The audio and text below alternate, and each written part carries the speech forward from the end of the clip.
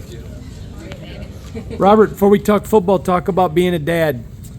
Best thing in the world. I always wanted to be a father, so I had such a great father, and my wife has such a great father, so I have great role models to look up to, and it's nothing better than being a dad. Can I just do one follow-up question to that? They say that once you become a dad, there's like an extra motivation, extra push. Do you feel that coming into this preseason? For sure. I got a lot to play for. I have my kids' college funds to play for. I want to make their life easy as can be, so definitely some extra motivation. They call it dad strength too, so I got a few extra pounds of force with me, so I'm excited about that. Rob, Jack was just talking about how I know you guys don't necessarily live 24/7 on social media or look at all the rankings and everything, but there are some 6 and 11 predictions out there, some rankings that probably don't look so good.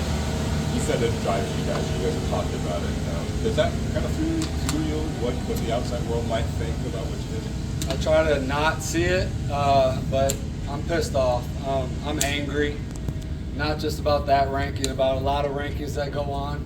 And of course it adds to the fuel in the fire. So you see it, you don't want to see it, you don't really care, but at the end of the day, you want respect. So what I say now gets none of that done, so we're going to go out there and make it happen. But does it help that in some ways you guys, it's in your hands to change that? It's always in our hands, so yeah. Before practice started, Patrick Graham said a lot of really kind things about you as a player, but he also said that he feels you're an extension of him on the field. What does that mean to you, and how do you try to carry that every day in practice and in games?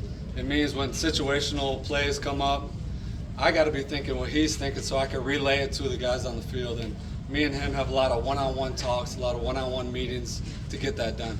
You've always talked about making game-changing plays. 2 interceptions by the defense in the red zone. Is that kind of what you're talking about, and how important is it to set that tone even day Without a doubt. Turnovers win games. You get the ball back to the offense, keep points off the board, and that's what we're trying to do as a defense. Zamir White's got some big shoes to fill. What were your impressions of Zamir last season and also this offseason? Zamir is a tough country SOB, so I'm excited to see what he can do. Next week, when the pads go on, how does that change just the whole complexion of this camp? Football is football. At the end of the day, physicality is a big part of our game. Right now, we're working footwork and fundamentals, and we want to carry that over into next week. The violence is either in you or it's not. So hopefully we're hitting so hard that coach got to say, yo, we got to chill out.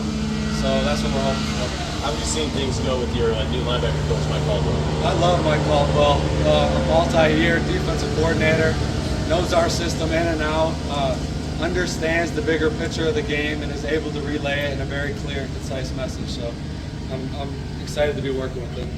Robert, being away Speaking of working too hard, your GPS boss, you're my trying bad. to get more work out there. What's going on, brother? Thank you. There's Sorry, guys. 180 extra steps in there, right? So let's go back to the question. I just know you became a father, but now being here with your football family, how important is it to get away from it and just kind of refocus on football? Yeah, it's a real brotherhood. They got my back, I got their back. So one of the things I tell my D-line every day is, go eat. I'm behind you, I got safeties behind me. The safeties tell me, Rob, go eat, we'll make you right. So when you get 11 guys on the same page, trusting each other, playing for each other, good things are going to happen. Did you know that this was kind of what you were going to find when you joined the Raiders? It feels like you're a Raider, and in spirit and everything like that. But did you know that was kind of what you were going to find? The first person I talked to after they offered me a contract to come here was Max Crosby. So just hearing him set that tone from the first day that I talked to him on the phone, that's what I was expecting, and that's what I wanted. That's why I came out here.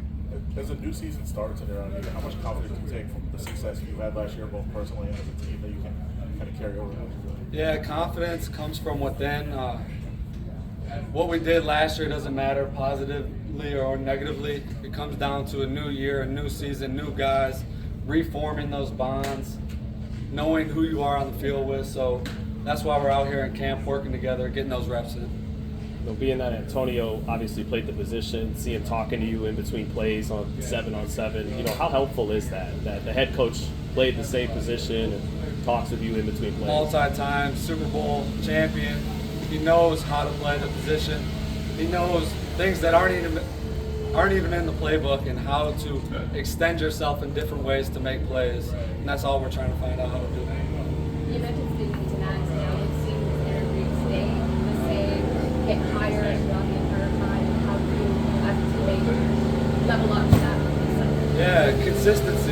every day. Whether you're hurt, whether you're injured, you show up ready to work. You show up trying to be a good teammate, doing whatever it takes to find a way to get 1% better. And we get 90 guys doing that, good things are going to happen for this organization. What are some things that you like now playing for Mike Caldwell and certain things that he's doing, and also with PG, he's kind of added some little bit of stuff with you and Diablo, with some of those tweaks. What do you really like about this defense and what you can do? I love the guys around me.